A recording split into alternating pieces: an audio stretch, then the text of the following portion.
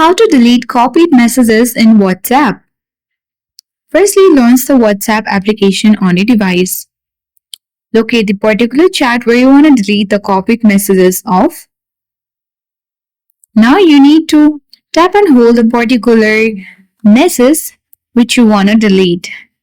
Now select three dots at top right corner and tap copy. The message has been copied to your clipboard. Simply to get that, you need to tap on message at bottom of the screen and the keyboard appears on the screen where you have to select the four dots at the bottom left corner of your keyboard.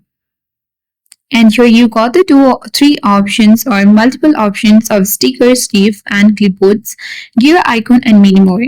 Simply select the clipboard and here is the recently copied message. Simply tap and hold it and select the delete button.